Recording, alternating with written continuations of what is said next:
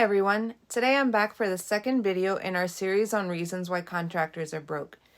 This will cover what happens when you only take direct costs into account when pricing a job. If you have this problem, then this will feel familiar. You ballpark the cost of materials and labor, you add a markup to price a job, you're absolutely sure you made a profit, but then you check your bank account and it disagrees. This is a very common problem for contractors, even if their cost of materials and labor were accurate. So what can you do about this if it applies to you? 1, you need to see the big picture, and 2, you need to know your numbers and use them. So first, the big picture is that you own a company. You have bills, the company has bills. There has to be enough profit built into these jobs to cover not just the direct cost, but also your company's overhead expenses, your time and labor, even if you're not on payroll, and other activities that impact cash flow, such as asset purchases and paying down loans. Let's get this whole paying yourself thing out of the way before moving on, because I know a lot of contractors have a tendency of putting this on the back burner, as if business owners are supposed to give their time and energy to their businesses for free. This is not sustainable. I mean, why did you get into business in the first place? If you say that it's so that you could have freedom, it's not exactly freedom if you're working without compensation. That would actually make you a slave to your company instead. So seriously sit down and think about what your time and work is worth. What would you expect to get paid if you went to work for another contractor? And have that be the bare minimum you expect from your own company. But remember, you are the boss, so ideally you should be making more than you would making for someone else. Now, you may reason that you need to build up to that point, and there may be some truth to that, but that won't happen if you continue to run your business as usual. Now let's talk about the overhead expenses. This is where we need to mix seeing the big picture with knowing your numbers. Simply put, your gross profit is the amount that's left after you subtract direct costs from your sales or revenue. Most people do have a gross profit. Now, your net profit is what's left after you subtract the nice long list of additional expenses, such as advertising, bank fees, office wages, insurance, interest, office supplies, professional services, travel, vehicle expenses from your gross profit. If the resulting number is negative, then what you have is a net loss rather than a net profit. And this is where we usually see construction companies running into trouble. This can all be seen on your income statement, by the way, which is also known as a profit and loss statement. So if you have a net loss, what can you do differently? Well, it starts with having the right data. If we start from the top down, let's ask the following questions. 1, do I build job budgets before I send out an estimate? If not, then you're missing a very crucial step. All direct costs, materials, labor, subcontractors, equipment rental, should be outlined in the job budget. And if you will personally be working on the projects, it includes what you expect to be paid, even if you're not on payroll. Now, if your work is indirect, then it'll be accounted for in overhead, which we'll discuss later on. With the technology that we have today, there is no reason to not have accurate job budgets. If you're just starting out, you can use something as simple as a spreadsheet to make quick calculations, but if you really want to up your game, then we suggest using a project management software. Our favorite happens to be JobTread. We'll link to that below. 2, do I track actual expenditures against my budgets? This is important because you may be spending more money on materials than what you expected. Small items can really add up quick. Also, the cost of labor may change due to a number of variables such as weather or other unforeseen circumstances.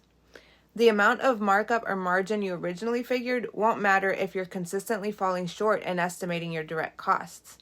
You need to know where you're bleeding money so you know where to stop it. 3, how much can I increase my profit margins and still retain a reasonable amount of clients? If you're charging what you used to charge 10 years ago, there's a serious problem. At a minimum, your price increases should keep up with the changes in material prices as well as inflation. Also, consider your market and what competitors are charging, but don't let that be the end-all be-all. If you position yourself correctly, you may find you can move your company to serve a higher-paying customer base, which would mean you could make more money doing less work. and you get yourself out of the race to the bottom.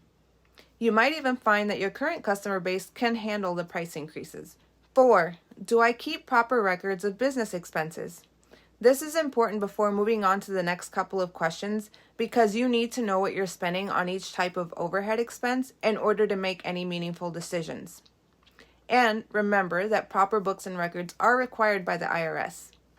If you go to our blog, you'll find a link to an IRS article that shows what kind of records should be kept. And if you need help in this department, please do reach out because bookkeeping is our core service here at Contractors Keeper LLC. 5. What are my biggest expenses? Is it possible to trim those expenses? If you haven't kept good records, it may take a few months to build up enough historical data to start seeing a good picture of where your money is going, and then you'll be able to decide if adjustments need to be made. Consider if the money you're spending is contributing to your business goals. If you don't have a good handle on your expenses, you can try listing the expenses in order of importance and budgeting for the most important ones and make sure they're covered before you spend money on the categories that are not essential. You can see our previous video or visit our blog for more tips on budgeting. 6. Am I building overhead cost and business profit into my jobs? If there's little historical data, then you may start with a simple approach by estimating what your monthly overhead costs are, as well as what you would like to get paid per month. Then roll those costs into your future estimates considering the number and size of jobs you typically do per month. If there is historical data you can use, then you'll want to calculate your overhead rate. Please note that if you're not an employee of your company, you will not see your own pay on the profit and loss statement, so make sure to manually include this in your calculations of overhead or cost of goods sold depending on your role in the company. That way you make sure that you're getting paid. There are a variety of metrics you can measure your total overhead against, such as total sales, total labor hours, total cost of goods sold, and the metric you choose will largely depend on how you run your company.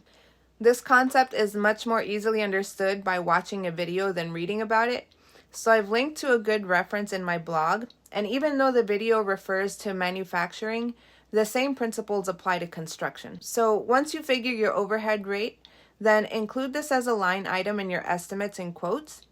Your business profit will be additional and will vary depending on factors such as sales and project volume, as well as your business goals. If you're using a spreadsheet or project management software, then it'll be very easy to play with the profit margins to arrive at your desired amount. Your overhead rate and target profit margins are not static numbers. They need to be periodically reevaluated as your business evolves. Now, the 7th question is a bonus question. Am I doing proper tax planning? If you've been incurring a net loss up to this point, then you may not have given it much thought, but as you become more profitable, it will be important to apply proper tax planning so that you're not paying more in taxes than you need to. This may involve a number of things, such as choosing the best entity type, making wise asset purchases, contributing to retirement funds, etc.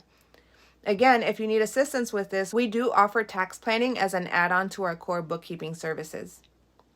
Now, what if you have a net profit, but there's still no money in your bank account? Basically, that means the money is being used for something other than cost of goods sold or overhead expenses, which are both operating activities. So the money may be going towards things such as asset purchases, which is an investing activity, paying down on liabilities, or distribution of equity, which are both financing activities. In order to see this, then you'll need to examine your statement of cash flows. As a simple example, let's say you had $10,000 in net profit and you purchased a work truck for $10,000. Well, basically, you exchanged one asset, cash, for another, the truck, leaving the cash balance at zero. Or if you purchased the truck with a loan, then you'll be spending money each month to pay down on that loan, which is a liability. So you see why business profits are important and why you might need more than you thought you did? The profit will be what allows your business to expand and grow. But again, you have to use it wisely. This was just a very brief, high-level overview of what should be included when pricing jobs. But when you have accurate data, budgets, and reports, then you can really start making some headway and moving the needle in the right direction. That's why we at Contractors Keeper LLC consider bookkeeping to be at the core of gaining financial clarity in your business. If you'd like to have a free 30-minute chat with us, you can book your initial call on our website, contractorskeeperllc.com, to see if our services are a good match for you and your business. In the next video, we will discuss the third problem, which is not delegating.